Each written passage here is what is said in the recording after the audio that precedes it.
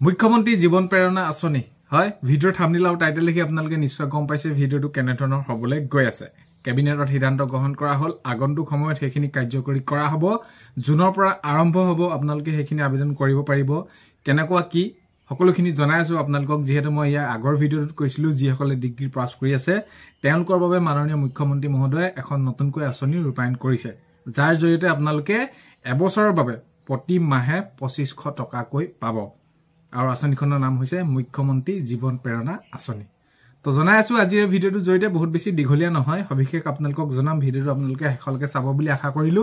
শেষত ভিডিঅ'টো চাই আপোনালোকে কেনে পালে কমেন্টৰ জৰিয়তে জনোৱাৰ লগতে চেনেলটোলৈ যদি নতুনকৈ আহিছে আপোনালোকক এইখিনিতে এটা অনুৰোধ কৰিম চেনেলটো সাবস্ক্ৰাইব কৰাৰ লগতে কাষতে থকা বেল আইকনটো প্ৰেছ কৰি অল কৰি থব যাতে নতুন এটা ভিডিঅ' দিয়াৰ লগে লগে আপোনালোকে আগতীয়াকৈ চাবলৈ পায় যদি ভিডিঅ'টো চাই আপোনালোকে ভাল পায় তেতিয়াহ'লে লাইক এটা কৰি দিব আৰু ভিডিঅ'টো বহুত বেছি শ্বেয়াৰ কৰি দিব বুলি আশা কৰিলো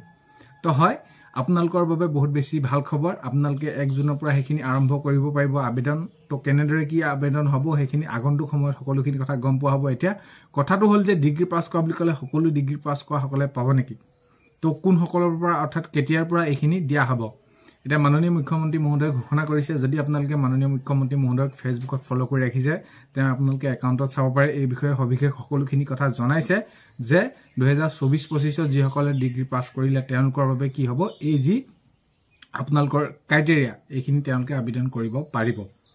তো তেওঁলোকক কি কৰা হ'ব এবছৰৰ বাবে মাহে 2500 টকাকৈ দিয়া হ'ব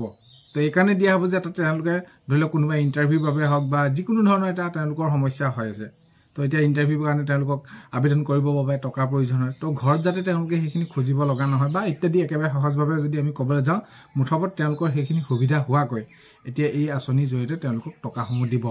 তো আগন্তুক সময়ত সকলোখিনি সবিশেষ আপোনালোকক জনাই থাকিম তো এই যি 2500 টকাকৈ দিব আপোনালোকৰ মই ক'লোৱে 24-25 বৰ্ষৰ বাবে সেইখিনি ধাৰ্য কৰি তেনেদৰে দিয়া হৈছে তো আগন্তুক সময়ত আপোনালোকৰ বাবে এইখিনি যি 1 জুনৰ পৰা প্ৰক্ৰিয়াসমূহ কেনেদৰে কি কৰা হ'ব কি আপোনালোকৰ ডকুমেন্ট দিব লাগিব ইত্যাদি ইত্যাদি সকলোখিনি গাইডলাইনসমূহ আহি যাব আৰু এইখিনি ক্ষেত্ৰত যেহেতু কেবিনেটে সিদ্ধান্ত গ্ৰহণ কৰিলে তো এতিয়া আপোনালোকে ধৰি লওক এতিয়া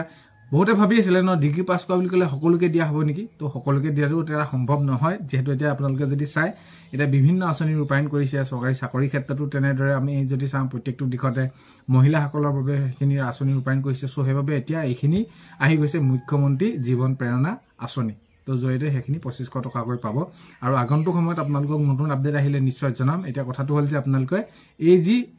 আপোনালোকৰ কোন সকলে আবেদন কৰিব পাৰিব সেইখিনি মই আপোনালোকক জনাল যে 24-25 বৰ্ষৰ সেইখিনি তেওঁলোকে সম্পূৰ্ণ হোৱা সকলৰ বাবে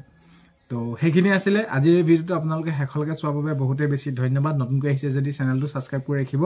আৰু ভিডিঅ' প্ৰথমতে কোৱাৰ দৰে আপোনালোকে ভাল পালে ভিডিঅ'টো লাইক এটা কৰি দিব আৰু বহুত বেছি শ্বেয়াৰ কৰিব বুলি আশা কৰিলো অন্য এটা ভিডিঅ'তে লগ পোৱাৰ আশাৰে আজিলৈ মানে বাই